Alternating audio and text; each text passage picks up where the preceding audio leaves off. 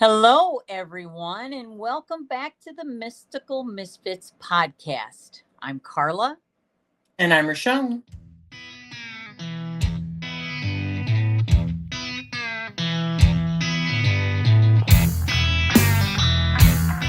So, today we're diving into two archetypes that have shaped humanity's stories for thousands of years: the hero and the adversary.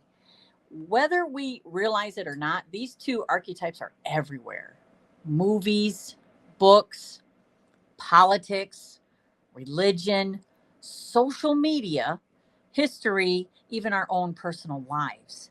And I think one of the most interesting things about these archetypes is that everyone believes they're the hero in their own story. So, very few people wake up in the morning thinking, I'm the villain. Most people generally believe that they're doing what they think is right. That alone should make us pause before reducing people to simple labels. So, let's talk about an archetype. What is an archetype?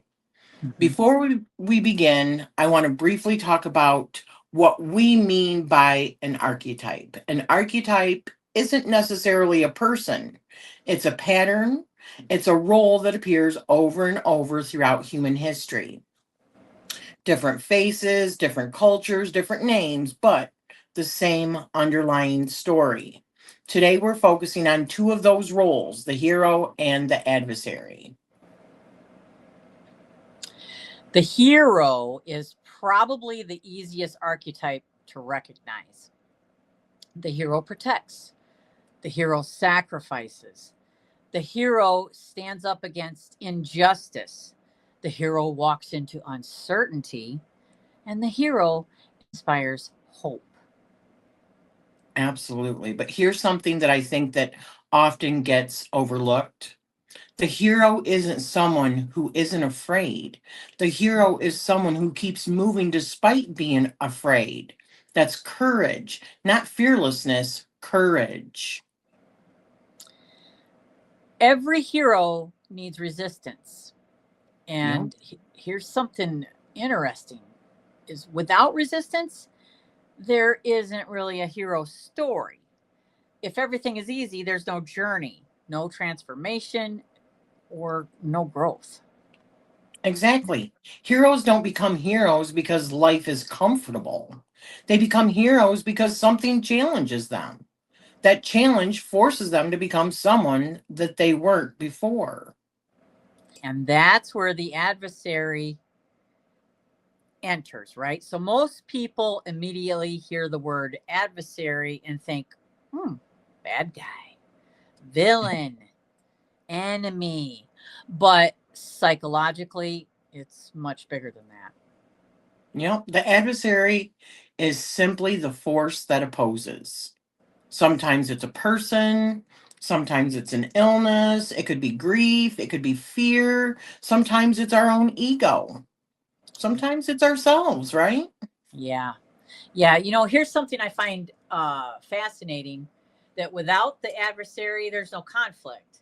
And without conflict, there's no growth. And without growth, there isn't much of a story, because the adversary creates the pressure that reveals the character. Absolutely. I've said this always. Perspective changes everything. Everything is all about perspective, right? So this Yes. is where things start getting really interesting. So who is the hero and who is the adversary? This depends almost entirely on perspective. Let's think about politics. Every political party believes that they're saving the country. Every political party tends to see the other side as the obstacle. Well, the hero and the adversary simply switch places depending on who's telling the story. That doesn't mean that every belief or every action is equally ethical, but it does remind us that humans naturally organize our experiences into narratives. Mm, yep. So, looking at the Bible, Hmm. religion gives us some fascinating examples. One that I've thought about for years, and I've mentioned this many Oh, yeah. times on my channel, and that's Yep. about Judas. Yep. Now, before anyone misunderstands what I'm saying, I'm talking about this as an archetypal discussion, not telling anyone what they should believe. But within the gospel story, Jesus tells Judas that he knows what is going to happen, right? Yeah. Judas becomes the one remembered as the betrayer, the adversary.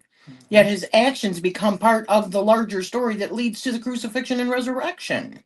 So, whether you approach that story through theology, literature, or psychology, excuse me, Judas occupies a very pivotal role. The Mhm. betrayal becomes one of the events that moves the narrative towards its central turning point. He had to be. He Yeah. had to betray Jesus in order for Jesus to be the savior, right? That's it. And that's it. When you realize that, you understand a role. It's a role that you're playing in that particular situation. Yeah. You know, you just like you've talked about, Judas, one of the things that I've really honed in is the Garden of Eden story. I believe the serpent has many different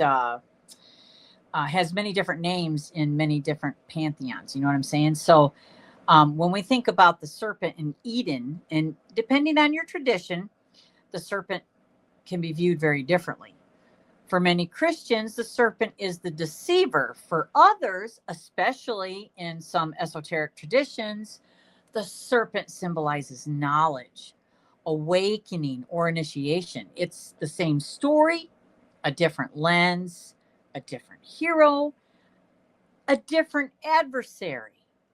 Yeah, absolutely. And then let's talk about Lilith. Oh, yes. Lilith is one of the clearest examples of how archetypes evolve. In some traditions, she is portrayed as a demon. In others, she's a symbol of female autonomy, sovereignty, and refusal to submit to unequal treatment. Mhm. Again, who is the hero and who is the adversary? It depends on the story being told and the values of the tradition interpreting it. Let me just go a little bit deeper right here, Sissy, before we move on. Yeah. Yeah. Okay, so Lily 2, all right? Hmm. Lily 2 was from much older text, right? Like Babylonian, Sumerian, Mesopotamian text. And it was anything that had to do with things that they could not explain, uh, like death or like crib death or I'm not even going to go into all of them. But anyways, Right. the Lily 2 was a wind spirit that was blamed for just a numerous amount of things, right? Because they couldn't just easily explain it away. So they said that, right? Yeah. So couple thousand years later, Lilith comes into the picture. She's not even included in the actual Bible story. This comes later in the Ben Sira, the Yeah. Tales of Ben Sira or something like that.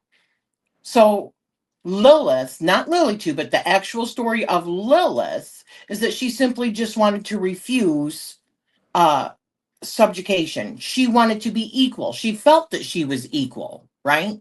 So Yeah. this is even before the serpent. So what do you think happens?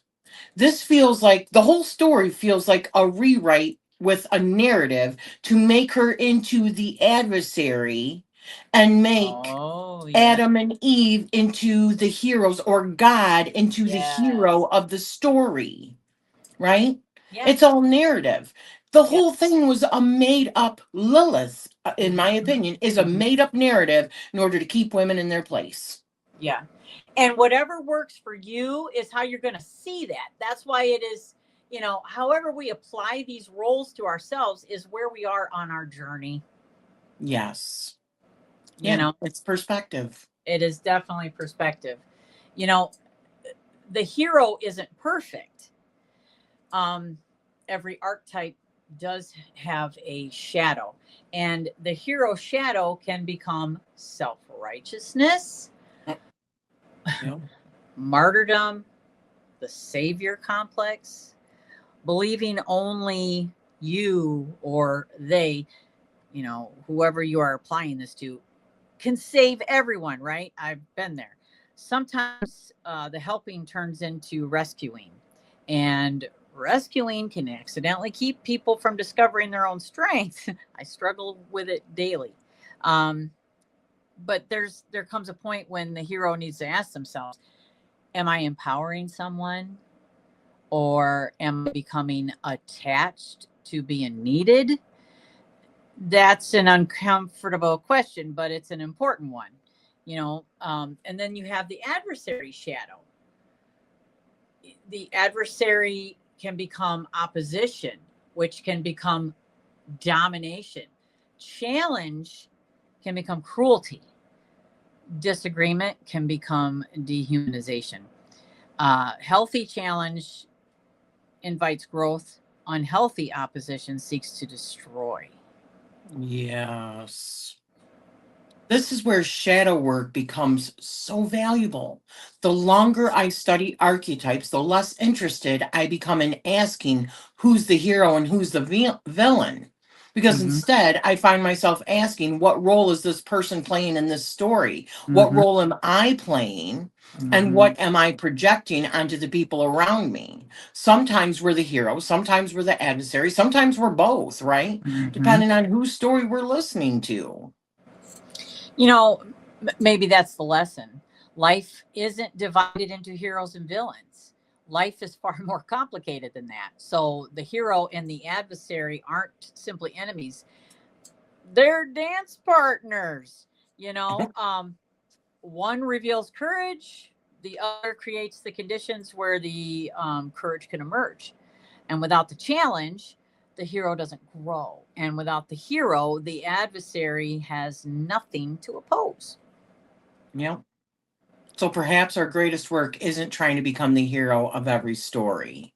Perhaps it's becoming aware enough to recognize when we're unconsciously casting ourselves as the hero and someone else as the adversary. Awareness does not mean abandoning discernment or pretending that harmful actions don't matter. It means becoming curious about the stories that we tell, the roles that we assign, and the ways that those narratives shape how we see ourselves and others. So, God. I do want to talk about a few like characteristics of like the hero and then the light, because I've talked about this before. There is light and shadow. You've talked about it. We've both talked about it. Yep. Light and shadow and everything, Yeah. right? Yes. For someone to ask you, do you think you're a good person? Yeah, I know. Well, I'd like to think I am a good person. I'd also like to think I know that I'm not perfect. So I have, I'm a human being. I have good parts of me and bad parts of me, and everybody does. Absolutely. Again, it's you can be the villain in someone else's story, but you see yourself as the hero. And that Right. goes for everybody. So you're going to be the hero and the adversary. And the fact that there's light and shadow in each of those, it's I mean, it's hard to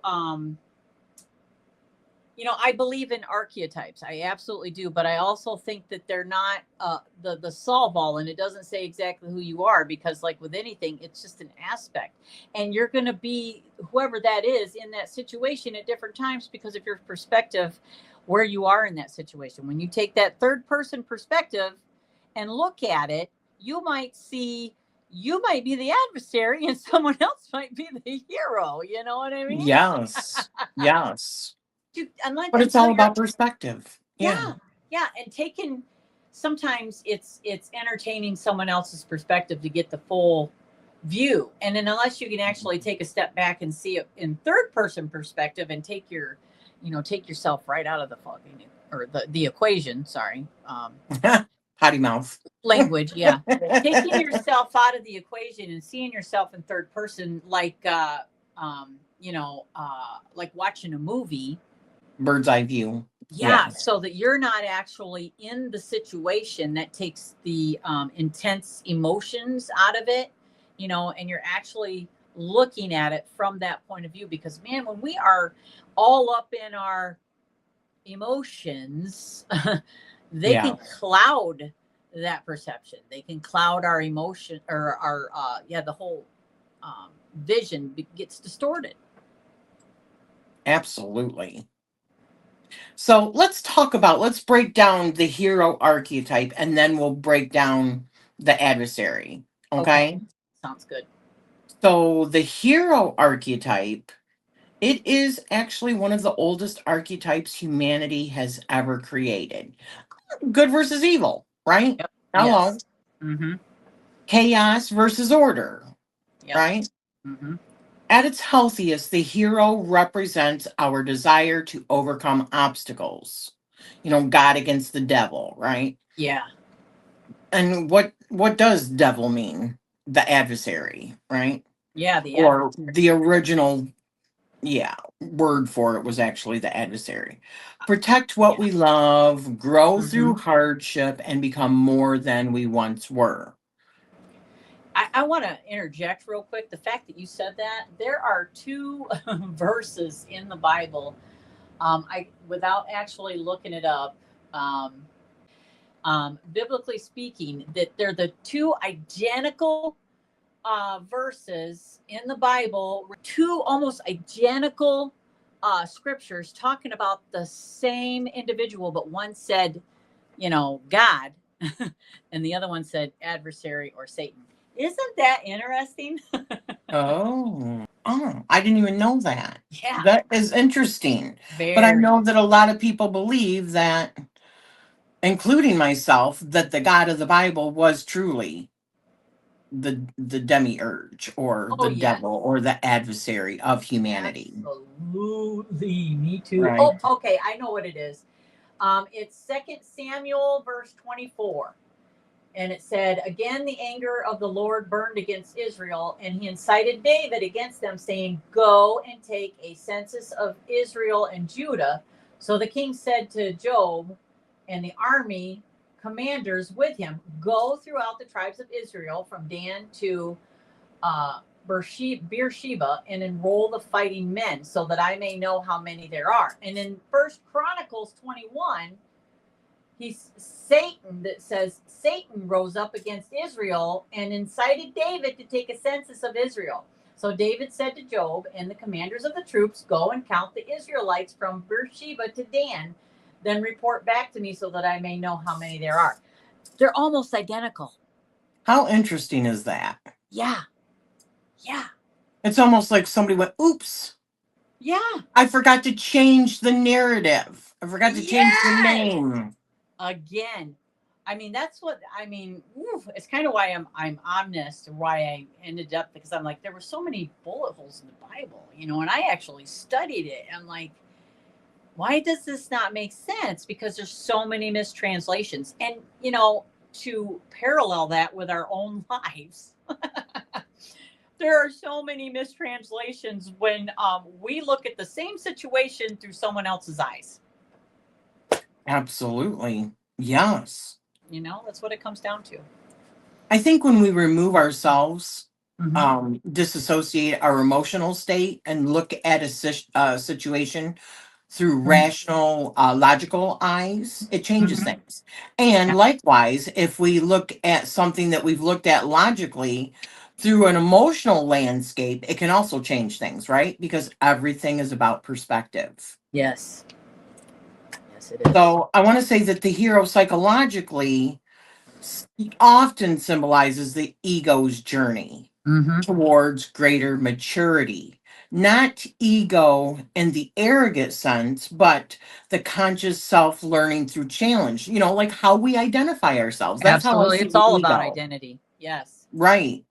So a healthy hero often would embody courage, responsibility, sacrifice, perseverance, integrity, protection, leadership, hope, service, and resilience. Mm-hmm. Mm-hmm. It doesn't mean that they're fearless. Right. In fact, they're probably all pretty terrified, just like all of us, Yes. whenever we've got something new that because change is difficult. Yes. Change Yes. is hard. Yeah. And I think we are all in this society. Um, Sometimes fear is our motivator, you And know? sometimes it's the thing that stops us, like speaking Yeah. out on social media about Oh, something that yeah. you care about just to have a mob come after you, right? Yes. Oh, my gosh. Yes. Yes. But is that the hero? I mean, I guess that depends on the perspective of the person that's viewing it. Right, because courage is often defined as acting in the presence of fear, not the absence of it. So it's like it's what's fueling the courage.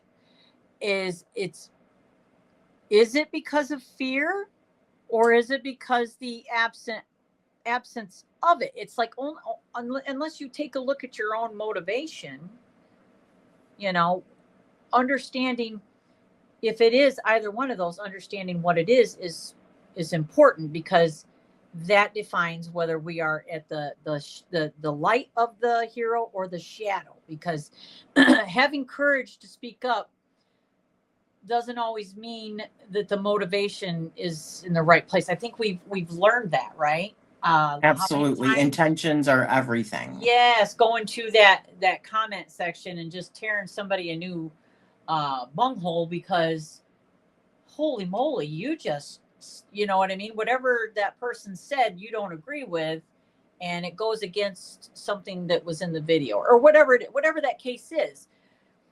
What motivates you to come? And I'm speaking from experience. What motivates you? Is it because you don't like that person, or did you even hear what they said, or are you really trying to save someone else from being bullied? It's understanding our own intentions. I have been on every side of that. I you have know, to. Yes. I've had it pointed out to me, like, what was the point in even saying anything, Carla? Well, I mean, I was defending myself. Yeah, Okay, self-identification. It's the it, ego. that's it. That's it. So I mean, Yes. taking a step back and seeing it for what it was, is like, gosh darn it, why do you always gotta be right about that shit? Dang. We're all learning. Yeah, exactly. And allowing ourselves to learn from that is the hero's journey. Yeah, we're humans, right? Absolutely, yes. So there is a universal hero's journey, okay? Do you Mm-hmm. want to tell us that journey? And this is very it's Simple. like the tarot, Yeah, okay? It's yeah, like it's the very, tarot. yeah. Yeah, because the archetype appears everywhere, and because so many stories follow a similar pattern. We see it in the ordinary world where life can be normal, the hero's comfortable, Yeah. but then the call, right? Something disrupts life. Then a challenge appears. Then there can be that refusal that says, well, I can't, I'm not ready. I'm not ready. This ain't my problem. That's a you problem. Or not, I Right. can't, I can't even go there because I can't handle it. Almost every hero um, might initially resist. And then there's the mentor, the mentor, someone or something provides wisdom. Hello. I was just talking about that. Somebody pointed out something I did. It could be a teacher, a guide, even a book, something that is teaching you about reflection and understanding that you are playing a role, right? A spiritual experience, Yeah. the suffering itself. So and then you got to cross that threshold. There's going to come a point when there's no going back, that tower moment. The hero steps into the unknown. There's going to be the trials, there's going to be obstacles, failures, losses, mistakes, but learning and growth. And then we might be looking at the abyss, that darkest moment where everything appears lost. That sometimes is a very symbolic death, because what comes after that is transformation. If we are allowing this, right, something can change forever because the hero is no longer who they were. Yeah. And then all of a sudden, the hero comes back, but not simply victorious this time, carrying the wisdom from the knowledge that they had obtained. They applied it, and that benefits everyone. So notice that the hero rarely returns without the treasure, they return with knowledge. Exactly. That almost is like every movie I've Yeah. ever seen, Uh-huh. whether they're action flicks, whether they're love stories. Yeah, it is the hero's journey, right? It You see it in absolutely is. everything. Everything. Everything. Yeah. Because I think that's how human beings honestly relate the best, because that is like our lives, right? Yeah, absolutely. I mean, when we reflect upon a movie that we watched and we identify with one of the characters, probably more than the others, it's more than likely we were in a similar situation, or it's somebody that we know that we idolize. Or just like for myself, I love superhero movies. I got Oh a freaking gosh, me I too. got a freaking hero complex. I've had the savior complex, you know. I've done a lot of moral grandstanding in my life. I mean, Right. yeah, I am the mom. I am the grandma. You know, yeah. I'll tell you what you got to do. Just ask me. Well, here, you don't even have to ask me. I'm just going to tell you what I think that you should do, right? Yeah. Once a mom, always a mom, trying to like cut those cords a little bit. And it's And also, oh, I'm sorry. Go ahead, Sissy. I was going to say, why don't you ask my mom whether or not Mhm. she's doing very good at 73 years old? She still likes to tell us what to do. Oh, yeah. And we're like 55 and 56, almost 57. So it doesn't Well, ever end, right? yeah. But When you take a step back and you actually see the part that you're playing, it's a little bit easier to see everyone else's roles in there. And understanding, like for myself, I can say, oh yeah, I've been a moral grandstand. I've been that person that thinks they know everything. I've been that, right? So if I know my intentions and I know where I was when I did it, well then why can't that other person have that same compassion and understanding that, you know, their life experience, their knowledge, they're on the same freaking journey. And well, because maybe it's about them actually just being a lesson for us. You know yeah, what I'm or saying? A and lesson vice of versa. patience. We think that we have experienced it until it happens to us again. And so it's another test. Is it a test? I think so. Yeah, I think that that's really the game of life. You know, I'm an avatar. I'm a manifestation of my consciousness. You know, of course I'm an avatar, and of course I'm going to want to level up, right? I want to meet. I want to beat that level boss. You know, and Right. go, hey, I beat that boss. I'm a higher level than you are. Yeah, all of our video games are even the hero's journey. Yep. And then what happens when you beat a level? What happens? You don't go back to the level before, do you? No, No, no. unless you save the game, right? But the thing of it is the only way to really save the game is to know how to save the game. It's to say, okay, I don't want to go back and do it all over again. Well, I want to go back to that lesson. That's why we keep repeating the same patterns. But what happens when you get to the end of the game? Yeah. You know, you end up going right to the back to the beginning. So I Just mean, start playing another round of it, right? yeah, yeah. I mean, Different experiences. yeah. I mean, it's an analogy that again, many people could have different perspective of that, but I see that. I guess it just depends on the game, but not every game takes you back to the previous level. You might have to start at the beginning, unless you know how to save it. I think that that is um, all about wisdom. You know, okay, I'm going to try this again, but I'm going to try something different this time, and hopefully I beat this level. So I That's was for think shadow work, right? right. So I was thinking about like who are some of the like the shows that I've seen where I was Yeah. really rooting for like the hero, Oh okay? yeah, yeah, yeah, And yeah. then something changed in perspective and you're Uh like, huh. "Damn, are they really the hero?" Oh yeah, yeah. So I was thinking of The Walking Dead. And Oh do you remember? I mean, there was a time when I just friggin' hated Negan. Okay. Let me Yeah. tell you, I Oh hated him my. because I loved Glenn, right? Yes. But Yes.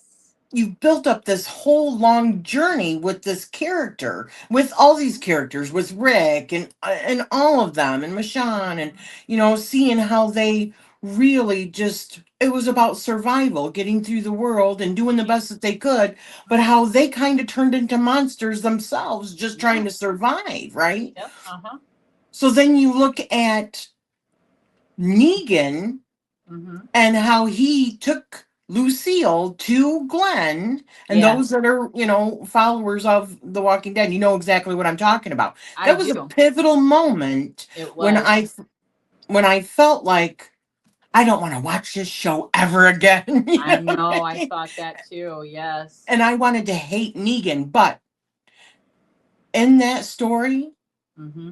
after I had time to reflect on it, I realized that Negan was actually the hero of that story, But again, not Rick. sis, it took, I mean, for me, it took him explaining that backstory that put a lot of things into perspective. And I think that Exactly right. we do that, right? I mean, Yes. someone who just pretty much sits back and watches social media play out. I less and less get involved. I support, don't get me wrong, I support, but I don't necessarily try to get involved in things just because of that. It's like, unless I really know the backstory, I've been burned by, again, there's somebody that I just adore and I think I need to protect them, right? But Yes. I don't know everybody's backstory. So I'm supporting somebody, but I'm not really understanding the backstory. That's not my place to assume who is the villain and who is the adversary, because only we can do that for ourselves. So let's just break this down for anybody that's not somebody that watched The Walking Dead so that you understand the reference. Okay. So The Walking Dead, we follow a group of people survive, and this was what, maybe 4 seasons in or 3 seasons in? Yeah. Anyways, So, there was another group of people, and you got to understand this is after like the zombie apocalypse, right? right, right. So people are, you think that your only enemy or adversary is the zombies, but that's just not true. Humanity, other groups of humanity are your adversary also, because everyone's fighting for resources, Oh yeah. everyone's fighting to Hmm. stay alive and be Yep. loyal to the group that they're protecting, Yes. right? Yes. So the people that you're watching all along, they end up killing a bunch of the other team, right? Hmm. A bunch of the Yes. other settlement. So then Negan, after they capture this group, the group that we followed all along, after they catch them, Negan puts them all down in front of them and says, "Okay, who's going to get the bat?" And he like bashes their head to kill them, right? Right.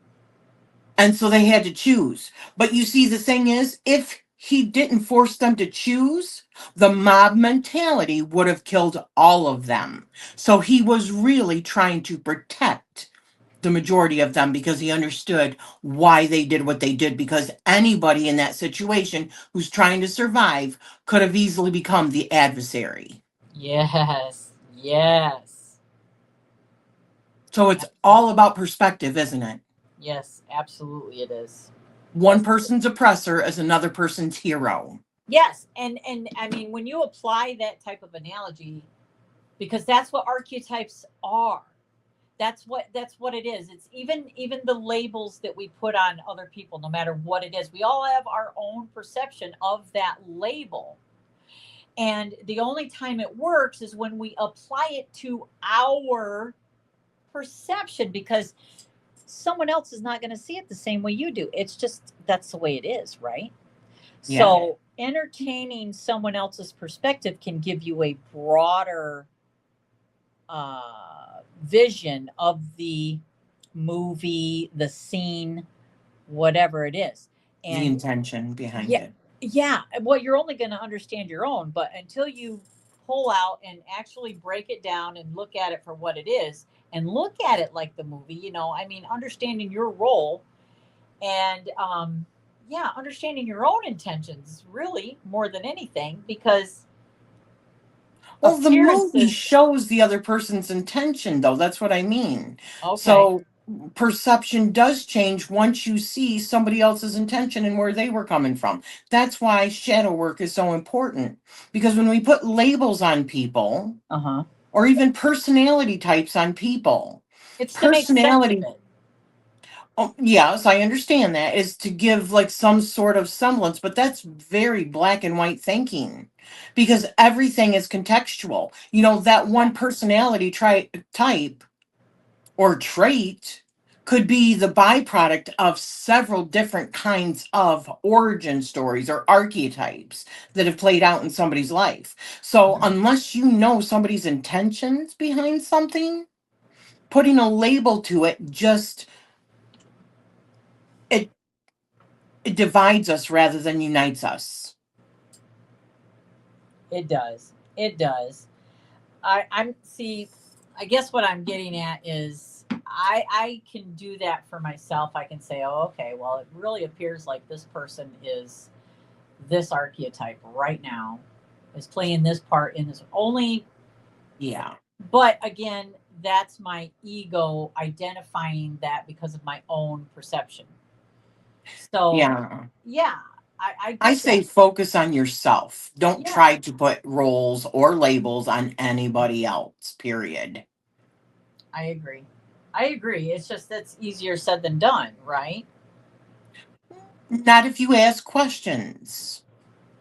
Yeah. And that's why the more we learn to know ourselves and understand our own selves, we can look at other people with compassion and ask questions rather than just automatically judge what you think or project what you think the other person is doing. Right. But you asked me a question. I don't know if it was in the last podcast. You're like, do you think some people can just be a butthead, right? You know, and does that mean that it's a trigger for whatever you're experiencing to trigger that shadow to come out when it might not even be shadow? That person is actually playing the role of a butthead. Maybe. But it's still understanding your own perception is the judgment. You're still using your own discernment to understand that. What that Yes. does, what that does is it puts that the ball back in your court. Okay, so you might know these things. Do you want to keep engaging, or would you rather Right. just, I'm okay, the ball's in my court, I'm done playing. Yeah. So what I guess what I'm saying is the label also is to help you understand that you do have a choice in that moment. What role are you going to play? What are you going to continue to play? Because the hero is going to say, well, obviously, I can't do anything about this. I'm going to have to walk away at this point because what can I do? Well, That's I think that's where the difference comes in, though. If you are saying this to yourself as a try to understand the intentions behind somebody, that's different than going out and trying to morally grandstand and publicly shame another person yeah, and putting that yeah, label on another person. yes. Okay? There's a Yeah, difference there. I agree. Absolutely, yes. One is discernment, one is just being an asshole. Yeah, yeah, yeah, absolutely. Yeah, because again, only by understanding archetypes and that we all play these archetypes at one time. We're either it's like every single archetype that I have learned about in Jungian psychology. I think I've probably been every single one, and I can see the shadow and the light aspect of all of them in myself at different times in my life. Absolutely. I think all archetypes are in all of us because they're human archetypes. Yeah, Or they're universal archetypes. You know what I yeah, mean? And yeah, there are thousands of them, truly. yeah, yeah, absolutely. They're all intermingled. But let's get back to the topic of the hero. So, the hero often represents the parts of ourselves that are willing to confront the unknown. So, the hero faces fear, uncertainty, inner darkness, suffering, responsibility, right? Mm-hmm. So, in many ways, the hero's greatest battle is not with the dragon, it's with themselves, right? Whether Yeah, it's fighting their own fear or finding the courage to speak up about something that you care about, or Yeah. whatever. Yep. So, ironically, the hero's greatest enemy is not the villain. I It know. is fear, it's pride, it's doubt, it's temptation, it's certainty, and identity. Yeah, it's Identity. themselves. It's themselves. Yes. Yeah. So, external villains usually mirror an internal conflict. So, for example, the dragon may symbolize fear, the witch may symbolize temptation, right? Uh-huh. The tyrant may symbolize control, the monster may symbolize the rejected shadows. What do you think the light side is, Sissy? I think that healthy hero energy could say, I will do what is right, even if it costs me. It inspires, it protects, it encourages, it serves, it lifts others up, it gives hope. Whereas, shadow, Sorry, that's my husband. and Opening the box. and again, every archetype has a shadow, so which we don't think about that, but we see it played out, right? We see it constantly. So those qualities, like we just talked about them, the savior complex, martyrdom. That I see that so much in that victim like mentality, self righteousness, ego inflation, and again, we're talking about identity here, moral superiority, needing to rescue everyone. Hello, Carla, that's me. Refusing help. Oh my gosh, that's another one that I do. Believing only they can fix things. Oh my gosh, it's talking about me right now. Addiction to conflict, and then burnout. Identity built around being needed. Yeah. You know? Yeah. The savior complex. This is what I've talked about. Yeah. Many people confuse helping with rescuing, right? Yeah. Helping empowers people. Uh huh. Rescuing often creates dependence. Yep. So the hero may unintentionally take away another person's opportunity to grow through their own challenges. Mm-hmm. Hello, mom. Yeah, I Mom, know, mom, right? much. Parents. God. Well, I do the same thing. That's my point. Yeah. It's really hard for a parent to say, well, what lessons do I need to allow my children that have the same pattern, especially adult children? Yeah.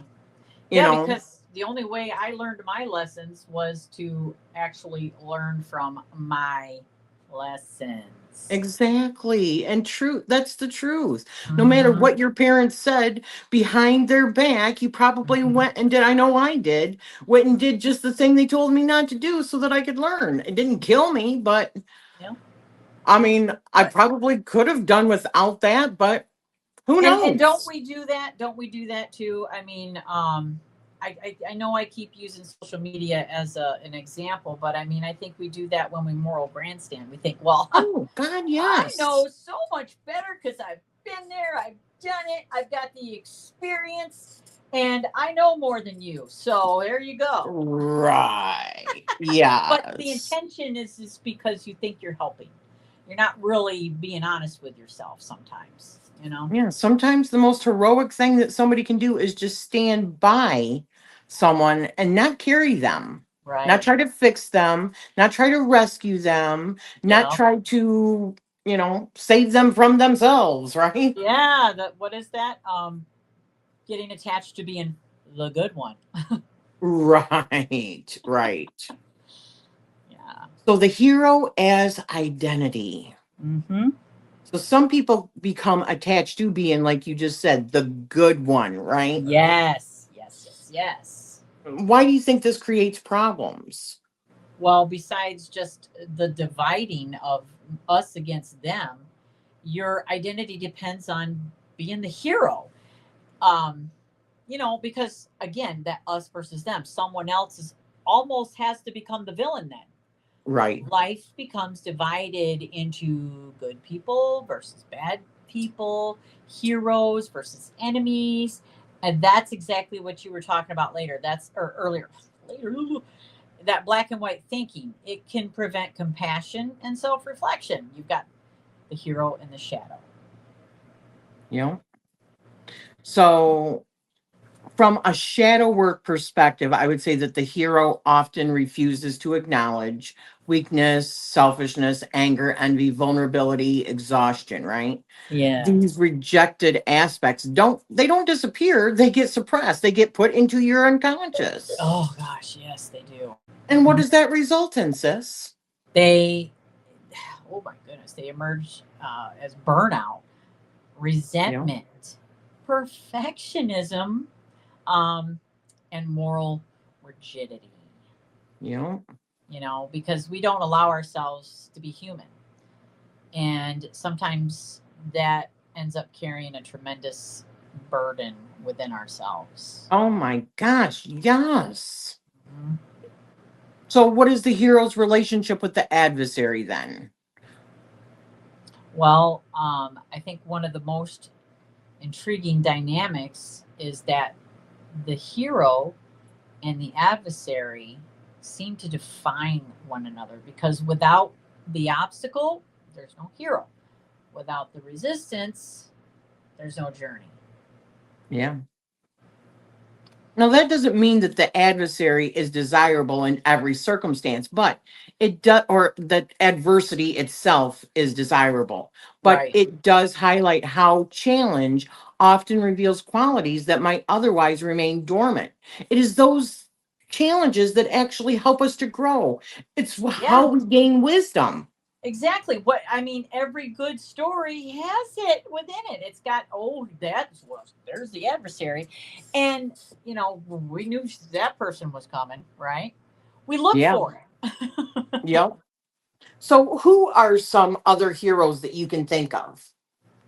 um, Like favorite show heroes. Did we already mention Damon in this? Because we were talking about it earlier. I can't remember. oh, I don't think we did, but yes. Oh my gosh, he's a perfect example. Perfect example. The whole hero's journey. It's like it was that whole show. All of the whole series. Yes. And instead of it being like Stefan versus Damon, who was like the better brother, they were both Better Britta. heroes. Yeah, yeah, But Damon looked more like he was the adversary, didn't he? yes, yeah, He wasn't. He was yep, always a hero too.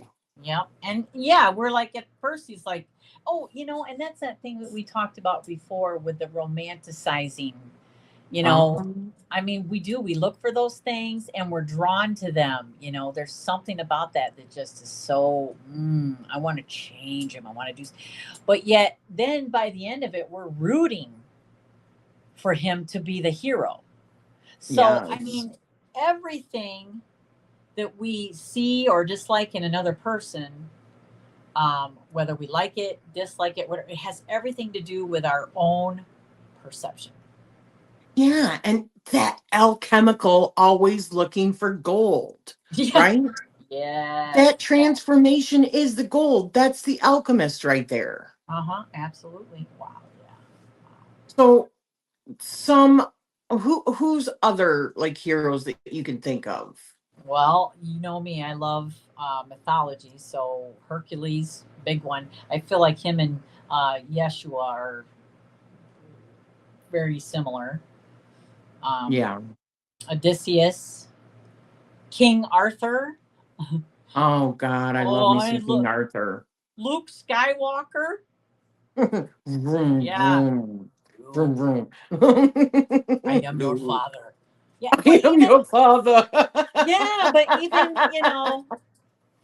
even Darth Vader at the end Yes. becomes a hero. I mean, Maybe that's the only way he could have changed yeah, even out, because the legend behind Anakin Skywalker was that mhm, he was be the one that brings balance back to the Force, right? yes, So maybe that's how he had to do it. Maybe that was the road that had to be traveled in order for him to be able to do that. Because then You he know, took down the emperor. and then speaking of that, we got that generational trauma. He Oh, passed yeah. that shit on to his son, who didn't even know he was his son. I'm sorry. We could go on with Right. Harry Potter. You know, Yeah. Katniss Evergreen. Whatever her name is. Yeah. Yeah, everyday heroes that we see in our life. Absolutely. Um, so let's get into the shadows of, or let's get into the adversary. Okay. All right. So the adversary is not simply evil. It is the force that opposes, right? Yes. It's the opposition. It may be destructive, necessary, transformative, or all three at the same time. So, Yeah. what is the adversary archetype? At its core, the adversary represents resistance, Mhm. challenge, opposition, conflict, disruption, testing, pressure, temptation, confrontation. So, without resistance, there is often little opportunity to develop resilience, Yep. discernment, or courage. Let me, another example. We were talking about this the other day, Uh huh. in one of the conversations, but the mom that is so like germaphobe and wants to keep the environment so clean Uh huh. for her children, Yep.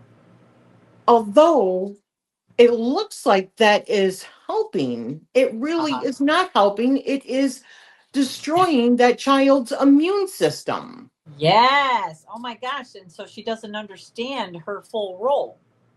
She doesn't Exactly. understand She it. thinks she's protecting. She thinks she's Yes. doing the right thing, right? Yeah. And it's in hindsight that we see these things if we don't reflect. Yes.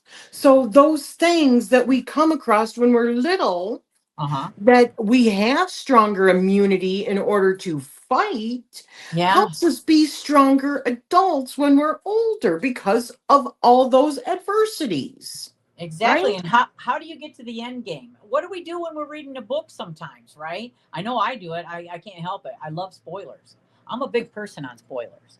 So it's because, maybe I'm a little bit impatient or whatever, but I want to know what's going to happen. But that's also because I'm a person that does like to have a little bit of control. Um, yeah, I'm not going to say there's not some shadow in that, but it's also because in the situation, right? If I'm looking at the movie playing out, I might say, wait a minute, I've been here before and I already know the ending to this, okay? Right. So I don't need to, the scene after this doesn't have to play out the way it did before. If I want something different, I can do that. I can make a different choice. I can recognize the pattern and make a different choice. I can walk into a different role this time. I mean, like, how many times do we watch a movie and go, "Oh, I'm pretty sure I've seen this before, just with different actors." Yeah. Right? Yes. Oh my gosh. Yes. Same Yes. with books.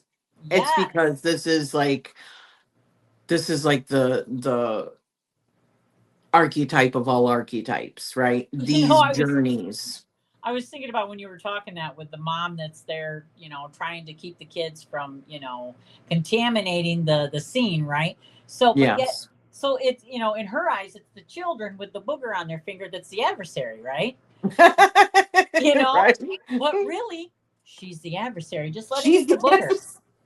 Let him eat the booger. Well, they're both adversaries. Yeah, really, yeah, because really, I'm going to challenge that, mom. Well, I mean, even the booger is the adversary. Oh, I just had to break it up a little bit. But yes, absolutely. Perception, right? It is. Yes. But It's that adversaries are not always bad. no, They help it us. creates the movement for the story. There is a light and a shadow to everything. Yep. So I want you to imagine a story Uh-huh. that has no dragons, no Yeah. mountain, Right. no rival, no fear, Yep. no different choice. Yeah. That's not much of a story, is it? There's That's, no transformation there. it's kind it's That's what boring. we want to see. We want to see that alchemical transformation. We want to see the Uh-huh. gold. Yes. Yes. It's almost that, people that say they don't do drama, but yet they watch TV, Yes. myself included. I watch drama play out in everything because, again, I want the hero to win. I mean, I want the good guy to win. And But sometimes, who's the good guy? Yeah. exactly, yeah, yes, The adversary can be illness, it can be grief, it can be uh huh, addiction, it can uh be poverty, it can be fear and trauma and shame, depression, anxiety, it can be social pressure, it huh. can be an unjust system, it can be natural disasters, it can be like this friggin' heat that we're experiencing, Oh it can gosh, be yeah, time, it can be yeah. aging, it can be menopause, it can be death, Menopause. Jeez. Yes. right? Yes. Yes. Yes. But then Because there's the inner adversary. Tell us yeah. about the inner adversary, Sissy. Well, I think that that could be self sabotage, Hmm. um, perfectionism, fear of failure. I mean, I could really break these down. Fear of success, avoidance, denial, arrogance, resentment, rigid beliefs, wounded pride. You know, that I was thinking about this the other day. I was having a long talk with my other half, and there are so many things that have happened.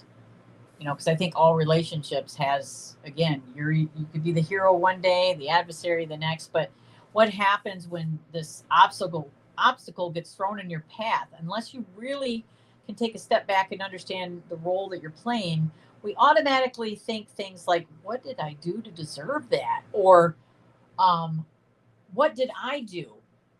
But it's not. Sometimes that role that we're playing isn't about us. It's not about what we did. That person is picking their role, their part to play, and it has everything to do with their own choices. I struggle with it in my kids' lives. I struggle, and I think, what did I do? But that's that victim mindset that can't allow yourself to separate from your point of view and just see that there's more going on. That getting out of that black and white thinking, like you said. People don't hurt us because of us. Right. They do it because of them. That is so right. I'm sorry about all the noise. My hubby came home for lunch. So Oh, I have to keep on moving where I'm at. yeah. So when you think about that, the enemy isn't something to destroy, it's something to understand. So let's just take a look at what a healthy role of an adversary might look like. So let's say a demanding teacher, right? Yeah. Or a difficult mentor, or a thoughtful critic, Yeah. or a challenging life event. Even disappointment can push us to grow in ways that comfort never would. Yeah. These forms of adversity are not necessarily enjoyable, but they can be deeply informative, Yeah. right? Yes. And formative. They can help us uh like initiate us into the next like level. Like you were talking Yeah. about video games, You right? know, I want to interject real quick. I was thinking about something when you were talking about that. It's like we learn when we are at that point of feeling safe, right? Because when we are stuck in fight or flight, we stop learning because the mind doesn't even allow it. It's not, we literally have to break out of that fight or flight in order to actually move from the point of like survival mode into a place of learning and absorbing knowledge. And so it's even from that point that that knowledge needs to be applied to become wisdom. So if we are stuck in fight or flight, which is that fear, it's the shadow expression, it's the adversary thinking that, again, it's something that is happening to us, everything Right. is happening to us, then there is something that is keeping us in that mentality. So we're going to see the adversary, and we're not going to see that that could be us. Yeah. Let's talk about, now we were talking about the light and the shadow. So let's talk about the shadow of the adversary. Oh, yeah. So, I mean, most people would look at the adversary and think that's already the shadow, but that's not the shadow, No, right? that's exactly what I was trying to get to. But yeah, I think that you're yeah, we see other people as this. Right. So the shadow qualities of the adversary would be cruelty, Mm-hmm. manipulation. Remember, everything comes down to intention, right? Yes. Why are they being adversarial? Yes. Yes. Exploitation, Uh-huh. oppression, Mm-hmm. coercion, abuse of power, Mm-hmm. humiliation, like public humiliation, Yes. corruption, sadism, revenge, or dehumanization. Yes. Exactly. We see those things because what happens when you project your shadow is other people see your shadow more times out of none than you before you do. That's what it Oh, means yeah. when you project your shadow. So we might see the adversary that way because they are projecting their shadow. Right. I think that for the shadow adversary or the darker adversary, Uh-huh. the goal is no longer to challenge or test somebody. It Uh-huh. is about control or a way to diminish another person or a way to destroy. And just to interject real quick, sis, think about this. When we are in fight or flight, the goal is to survive. When we are in Right. fight or flight, we are very much in the reptilian part of our brain. And it's Oh, yes. very animalistic. So if you are threatened and you are in that state, you're going to, again, do whatever you can to survive, fight or flight. That's when you do control. It's when you diminish. It's when you destroy because you just want to make it go away. Right. Yeah. Yeah. So So, I would say yeah. psychologically, the adversary often represents what Jung always called the aspects of the shadow, those parts of ourselves or our experience that we reject, we fear, or fail to recognize, right? Yes. And sometimes the adversary appears externally because something internally is asking for attention, right? So it's like a mirror. Oh, yeah. Mm-hmm.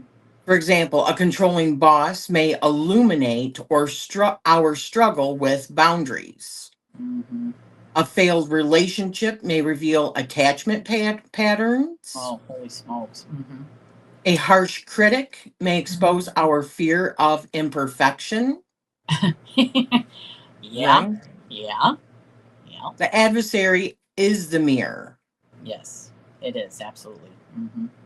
They can expose our insecurities, our wounds, our values, our boundaries, our fears, our convictions Mm-hmm.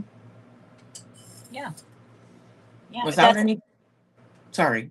no, I was just thinking that, until we're poked, that, well, again, whatever triggers that shadow, you know, that was what I was talking about in the last one, where I'm not always seeking it. Right. Sometimes the opportunity presents itself because, yeah, I pushed that stuff down. And then I'm in a situation where, oh, look, I just projected my shadow. And the other person said, hey, You just projected your shadow onto me. Well, I didn't even know it was there. You just projected your shadow all over me, right? Exactly. Do you say, hey, thanks for pointing that out? No, it just depends on, if you're willing to look at yourself. Yep. Yeah.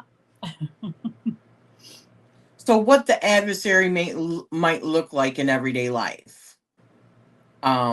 It could look like losing a job, caring for an aging parent, chronic illness, financial hardship, divorce, rejection, public criticism, failure, uncertainty, loneliness, right? Yeah.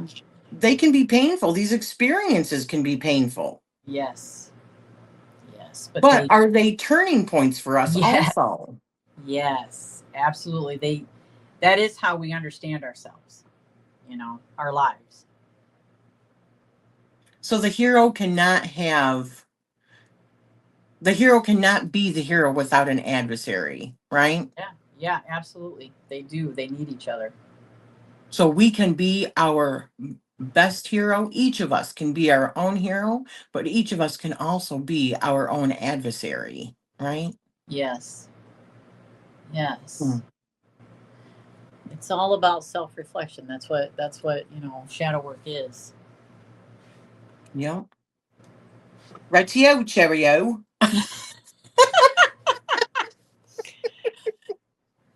You know, I think that that's why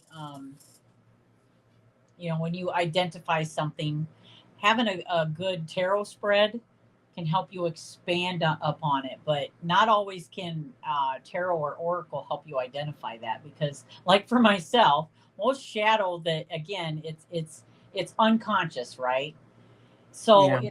it's when you're projecting it onto someone else, that when you really take that third person look at the role you just participated, the role you played out, without actually reflecting, you don't sometimes you don't even know that you were the one projecting the shadow.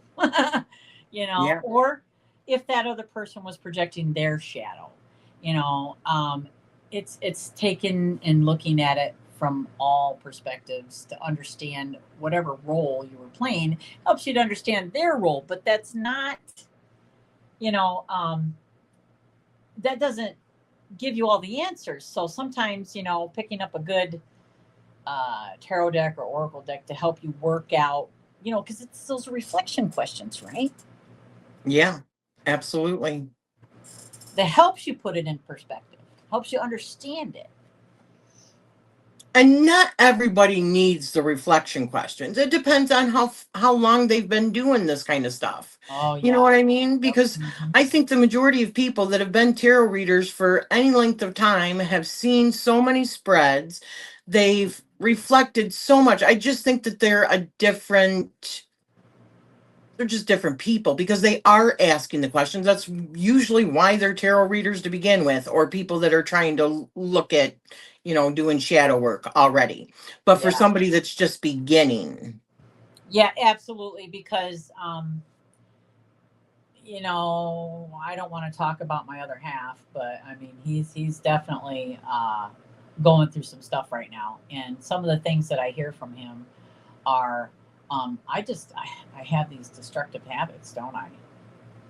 Okay, so if you recognize that, what do you want to do about it? We've all been where we recognize the destructive habits because we keep going through the same scenarios over and over and over again until we stop and go, okay, I don't want to be here again, right? you know, So instead of just saying, oh, that's let's like pulling a card that says you're this. It's over identifying within that archetype. Well, I'm this, you know yeah, until you can understand that you don't, that's still a choice. There's light and shadow to that. So you've got a choice, well, how about we play into the light aspect of what you think that is, and move from that, because as long as we can't separate ourselves from that victim mentality that everything is happening to us, right? yeah, Then it's hard to see our way out of it, because then we take the accountability off of ourselves and we put it on everyone else. Yes. Yeah. And that's just one aspect of it. It's just one aspect. We have to, the challenge needs to be within ourselves. We have to recognize it for what it is, because otherwise we just close the book on it and we never got to the ending. We just closed the book at the climax. What happened? Right. We know how we want it to end, right? Maybe. Who are you in the story? Who are you in the story? Is where you are in that book, Yeah. Sorry about the noise in the house. So let's not reveal what archetypes will work on next. Okay. Namely because we haven't figured it out yet either. You know what? That's a good point. Yeah. So I just want to thank everybody for joining us today on the Mystical Misfits podcast. If this conversation gave you something to think about, we'd love to hear your perspective in the comments below. If you would like to suggest a couple of archetypes, we'd like to hear that. But until the next time, just keep questioning, keep learning, and remember that sometimes the greatest transformations begin when we're willing to look at the story from another point of view.